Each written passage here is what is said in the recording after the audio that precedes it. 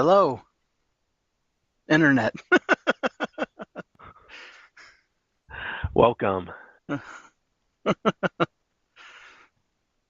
So today's just a test, really. It will be live, and it is to the public. Um, but testing some scenes and screens and things. So I don't know if there's anything we want to present to get that up on the screen or how we want to do it. Let me do one of the presentations I used in Rotary for explaining the project that we do in Belize. Okay. So I can open that up just so that we can test. There's a good topic. We could talk about Rotary. All right. So I'm starting PowerPoint and I will share my screen.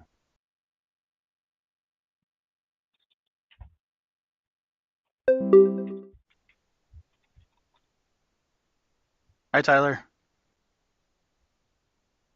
Hey, Blaze.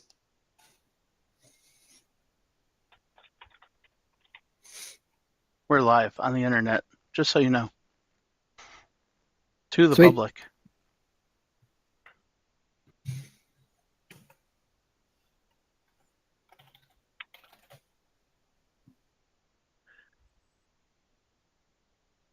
Guys, we already have one viewer. Wow, so exciting. It's Sydney.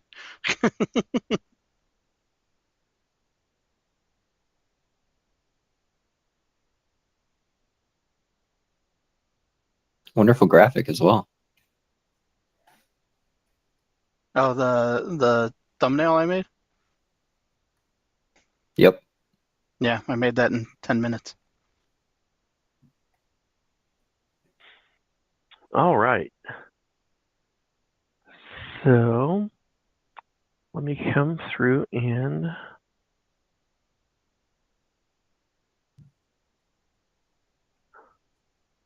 see how this works. All right. I just have to adjust You it. guys see? Yeah, and it's actually not terrible where the camera is in the live stream is blocked by where the logo is on the live stream. But Okay. the presentation showing and it has like the go-to background is not terrible, but I can make it bigger so like just the presentation shows. Let me All right. Do duplicate you want me to leave it this. on this slide or do you want me to move through things? I'll wait to hear from you on that. Yeah, let me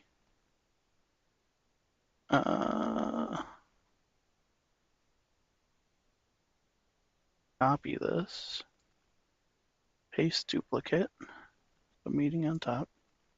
Let's delete that one out of here. Move this one down and then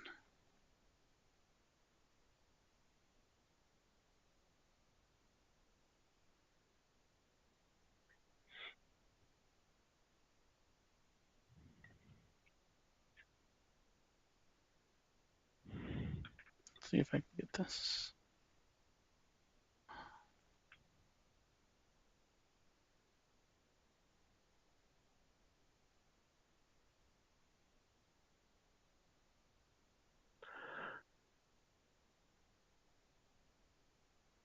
But here's some background information while Blaze is adjusting that.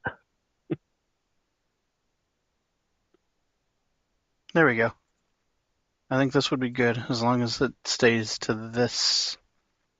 Well, maybe a little bit smaller. Let me do this. Transform. Fit to screen. Is there a way in GoTo for us to move where the camera is at when you're doing a presentation? I think each person can customize it on their screen. Oh. Oh.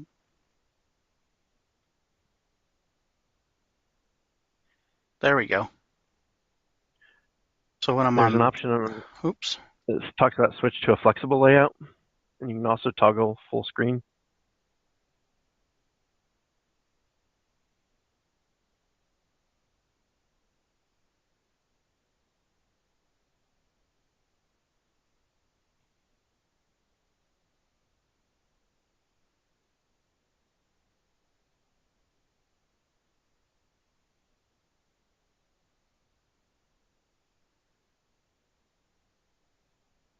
Got it.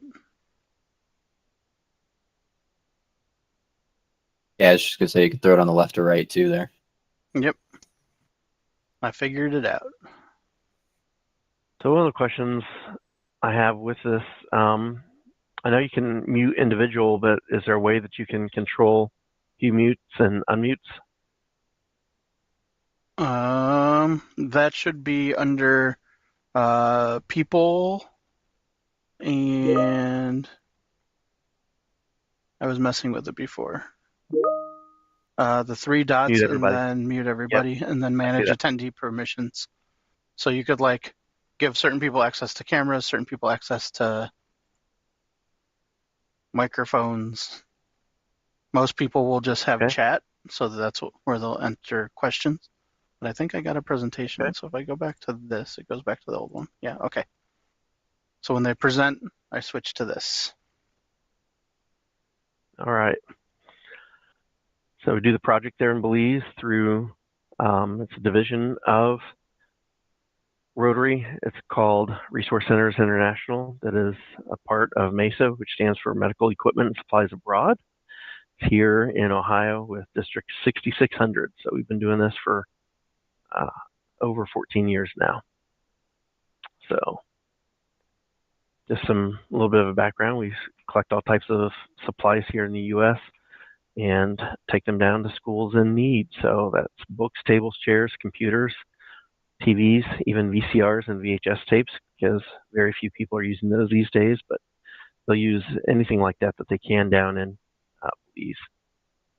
So Mel Honig, he's the one who founded this project. Believe it or not, he is 80 years old now, and we call him the Energizer Bunny because he just keeps going. And he's the one who is really responsible because he is retired, and so he goes out and finds donors for a lot of this equipment. And then here's obviously the room in our office where we handle all the computer and electronic equipment. And that sometimes we do the TVs and VCRs, and we're also a drop location. So if people in this area want to donate things, the warehouse is in Fostoria, Ohio, but that's a little bit of a drive. It's on the western part of the state. So we'll store things, and whenever Mel comes to town, we'll give him and load up his vehicle, and he goes back to Fostoria and lives pretty close to that. So why do we do this? Police is very much a need when it comes to their school system. Any projects that the teachers want to do typically comes out of their salary, and they have a very low salary already. So the teacher's average salary is $500 and $800 a month, and during COVID they even got a 10% pay cut. So if they want to do, have markers, construction paper, anything like that, all those supplies have to come out of the teacher's salary. So we've been able to go to some schools, and the books that we take, we work with Friends of the Library, and we literally have hundreds of thousands of books in the warehouse in Fostoria. So when we go down to Belize, we ship the 40-foot container down and full of all the different supplies, but we will sometimes go to a school and double the number of books that they have in the entire school. So if you don't know where Belize is, it's down there, just south of the Yucatan Peninsula in Mexico. And there are several different districts here in Belize, and we have pretty well gone to most of the schools through all of them. So the northern half is very Spanish from their origins, and then the southern half, it's very Mayan. There are three different types of Mayans. They're the Quechua, Mopan, and Yucatec Mayans. So it's interesting to see the cultures as you go through the various parts of Belize. But Belize is not very big. There's a comparison to the state of Ohio. So it's about a third the state. So Ohio has, you can see 44,000 square miles, and Belize has 8,000 square miles. So it's less than a third of there. But if you look at the population, then Ohio has a little over 11 million people now. This is from probably a few years ago. Belize is estimated to be between 400 and 450,000 people. So there's some people that have done that. When we went, we helped 22 schools back in 2023. They're down in the southern part of the country there in the Toledo district. But here's all the different schools that we've done over the projects that I've been a part of since 2014. So far we've helped 187 schools and helped over 15,000 kids at those various schools. Now it looks pretty dispersed through there, just because there are not a lot of schools, not a lot of roadways through Belize. There's main highways, and due to transportation and things like that, the schools are going to be very close to those highways. So if you look at those open areas, most of that is just wilderness, and there's not a lot of civilization through there or schools. And so we've helped out. But when we do these projects, we've got to do a project with the local Rotary clubs. We can't just send stuff down to a community. We work hand in hand, and so the Rotary Club of Punta Gorda, which is in the southern part, has been incredibly instrumental. And if the Rotary clubs want to help and do help, we'll go back to them. We've done several with Corzal. They're up in the northern part of the country. Been great. The areas around Dangriga have been great, but we have trouble, like over in San Ignacio. There's one blue star on the center west part of the country, and we worked with or contacted the Rotary Club there, and they're just not interested in partnering. They said this does not seem like it's a project they want to invest their time in. And so there's really no cost involved for the local Rotary clubs. We take care of all the costs ourselves, take care of all the shipping costs, those types of things, which it's definitely getting a little more expensive. When I started doing this, we were able to ship a 40-foot container down for about $2,500, and now the cost is somewhere between $8,000 and $9,000 to get a 40-foot container into the country. So there's a team at one of the schools that we went to, and they're just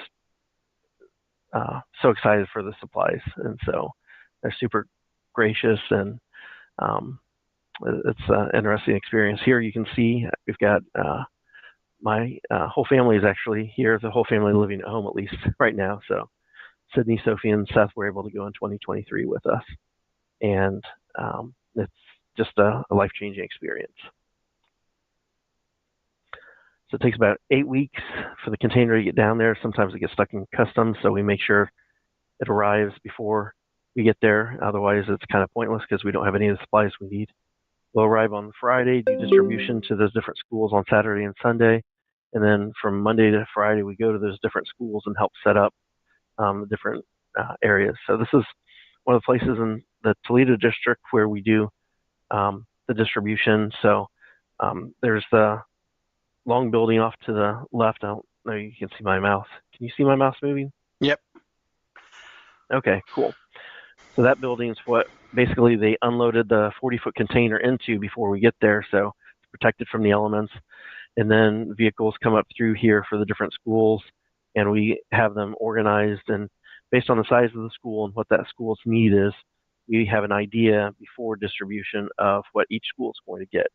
And they come through there, they've got an inventory list, we scan that, and we also give it to the Department of Education so they can keep tabs on all the equipment that goes through there. So I'm just going to go through some pictures. Here you can see our spreadsheet for documenting everything that goes through. And there's inside that building, you can see just lots and lots and lots of boxes. So it is a pretty huge project. Part of what we really need the help with the local Rotary Club is to unload that 40-foot container when it's down there, because we need it to be ready, and that's a huge task. I mean, 40-foot container, you can put a lot of stuff in. We are working with MESA, which is the Medical Equipment and Supplies Abroad, and we never leave an empty space in these containers. So after we get all the supplies for the schools, we'll have wheelchairs, crutches, different types of medical equipment that are pretty common but not so common down there. When Stacy, my wife, went down several years ago on a mission, she got stung and had an allergic reaction to this bot loss fly. And so her leg started swelling up, so she had to go to the hospital. And the wheelchair was literally a plastic lawn chair with 4 wheels bolted onto the bottom of it. And so this is why we've done wheelchairs and walkers and things like that, because we've got a pretty good supply of them here, and these are all ones that have been donated. But the medical facilities down through there, really, it's an incredible resource. And again, we'll make sure that we pack everything we can into those containers. When they come in all types and shapes of vehicles. Pickup trucks are great because they can load everything in there, but we've had people come in multiple motorcycles, buses, I mean, anything that they can do to come through here. And when we go to the schools, you never know what you can see. See a lot of pigs going through here. We see a lot of farm life, and from chickens to pigs to geese, and a lot of things through there. So we'll come into the schools, we'll set up the computers, make sure none of them have broken. We have about I would say, a 5% failure rate on computers from the time they leave our office here at Iler Networking and Computing until they arrive in Belize. And again, it could be sitting in the warehouse for 6 months in Fostoria before it gets loaded on the container and then gets shipped down. So we always have a few extras that we take along with us and are able to switch out components through there. So here you can see once the computers are up and running, we give a demo, we put educational software on there so the students can learn, have fun doing it, take TVs and connect VCRs to there as well. And Mario is one of the local contacts that we've made. He's the guy in blue right there. And most of the Mayan are probably around 5 foot to 5'4". Mario is 100% Mayan, and he is 6'2", I believe. And so people know him from all over Belize. Just they know where. He's a teacher in Dangriga, but definitely has IT aspect to him. And so he goes around after we leave, and if there's schools that need help with their computers, he can take a day off and go around to the schools and help them out. So that's Sydney there, and you can see the girls really clung to her. That's great. Here's Stacy showing them how to use the different software. I believe this is Jumpstart Preschool. And the selfie she took there. You see, this is how they've wired electricity. This is outside, and all the electrical lines are just duct taped through there. We see all types of interesting things through there. Kids are playing. I think it's sharks and minnows here. There we go. So while we're setting up everything in there, if people get done, then they do as much interaction as they can with the students. So it's really great, and the schools and kids love our visits. So this is, you can see, one of the outlets that was there when we came. So fortunately, we had some spare tools and replaced the outlet, but that wasn't. It looks like it could have actually been a fire hazard. There's some melted parts through there, so you never know what you're going to get. Some of the schools that we go to do not have the electrical grid, and so they do have solar power, and they're not going to run desktops for long on that, but we try to bring laptops then because it's a lower power requirement for a laptop, and we can still put the software on there. But we design these computers to be standalone, just with all the viruses and malware and things like that on the internet. If we can just have them standalone, we know the software is going to work, and the students will be great with that. Here's some of the solar panels on top. You can see there's some soot just over time. So from time to time, they've got to go through there and just wash them off so they can maximize their solar output. These are the restrooms, pretty common through there. Even the ones that you see, there's a newer toilet on the left there, but basically it's just a toilet that goes into the outhouse, and there's no running water. So there's a bucket there you can kind of see on the left that you dump in to do a manual flush. So kids gave lots of hugs when we left. I got some too. Had a drone there you can see, and they were fascinated about that. So we created a documentary. Here's a QR code where you can go to YouTube and search for Iler Imaging and Building a Better Belize. And it goes through a lot of details, and about a 25-minute documentary, but you can virtually experience. Is that on this channel, or is that on the imaging channel? It's on the imaging channel. Okay. So it's always interesting based on culture. This is called Mayan Days, and it just happened to be during the time we were there. So on the weekends, the schools aren't open. So we use that opportunity to go through and explore the country, do some sightseeing, and it's really neat to see cultures like this. So these are true Mayans and just got to interact with them. They had a lot of food there, so that's always exciting. You see some of the ways they dress up through there. I can't imagine how. I mean, it's probably 90 degrees this day, and I mean he's got to be pretty warm in that outfit. But they have all types of dances, and here's a greased pole where if you can get up to the top there, you win. And so they've got, I forget how big the teams are, but they stand on each other and try to go up. But again, the pole is greased and it does not work very well. So, um,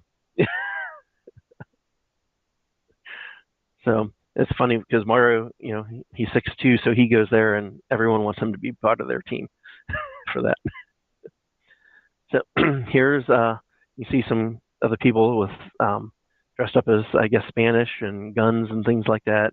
So they replay some of the history that they've had through there. You can see it there in the middle, down south in the middle of the rainforest. And so it's jungle around. You've got a dirt road in the little villages. All the grass huts there are their houses. It's a one-room house, completely wide open dirt floor. Although there are some that do have solar power and satellite dishes. So it's interesting as technology does advance into there. We are seeing some of the Mayans that are getting away from the traditional thatch houses and going to a concrete style house. But for the most part, that's still what they use through there. Here's inside. You can see they've got cots through there at the far end. That's their kitchen area. They've got a fire through there where they cook, and then the whole family sleeps there in the cots. And so they're very gracious when we come through there. We've been offered meals at someone's house, and they have chickens running around. They'll go out and butcher a chicken, and typically we have chicken and a type of soup and some beans and rice, and it's delicious, but it's costing them greatly. And then here's how the babies sleep. This is their crib. So you see the chicken in there and the soup. It did have quite a bit of spice through there. Here's a waterfall area, and so Sydney was getting ready to jump off of that. They've got bats through there. This is a changing room, and the bats are just hanging out during the day up at the top. And we did get a chance to get out into go some snorkeling and scuba diving through here. So this is one of the islands that they go out from, and then they bring you back here and feed you a chicken dinner, and it was delicious. I was at the same island probably in 2014, but a hurricane came through here since then, and it had probably 6 times more trees than this back then, but they lost a lot of the trees during that hurricane, during the storms. We've got a lot of Mayan temples, so it's pretty interesting. They let you actually climb on them, but you do get a guide, and they tell you about the history through there. So that's the overview of our Belize project.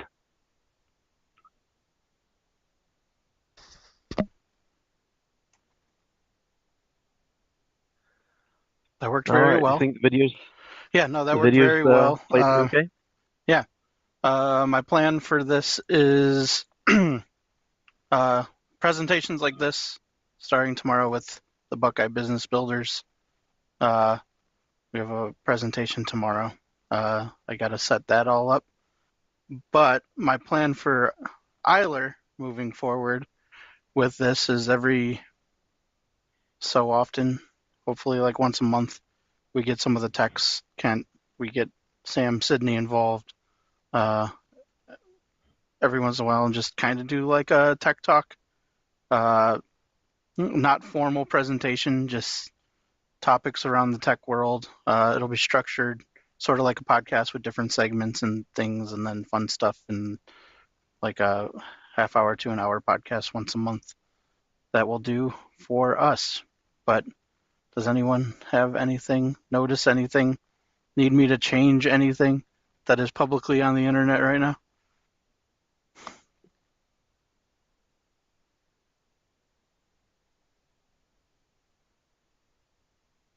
Tyler, James? Seems pretty good. Yeah. Yeah, I was following along. Looked pretty good. Didn't seem like there were really any issues with it. So Yeah, yeah, good job. I think for us live, probably a different format than GoTo to get a little bit better production quality. But for these presentations for Buckeye business builders, it'll be good. But these are ideas I have, and they just come out quickly. They're good ideas. But with that, we will end this test stream that was about 20 minutes. Thank you for having a presentation ready, Kent, because I did not have a You're topic welcome. ready. And we should be good to go for tomorrow, and then I'll make a Teams chat for like topics and stuff for us to do, like an actual tech talk or whatever in Sounds the great. future, and who will be involved. I told All right. Maddie and them not to feel left out, and Will and Devin. I was like, this is just test. I want to bring everyone in on the tech talk. Probably not everyone at once, No, but not everyone at once. No. That can't happen. It'll be 2 to 3 of us, and a quick thing that we know we're doing to help with using the YouTube channel. I want to use it more often. I'm talking to Sydney about doing shorts and things like that. So we're going to have a lot going on. She doesn't know that yet, but I'm talking to her about it. All right. Thanks, guys. Appreciate it. Unless anyone else has All right. anything they want to talk about.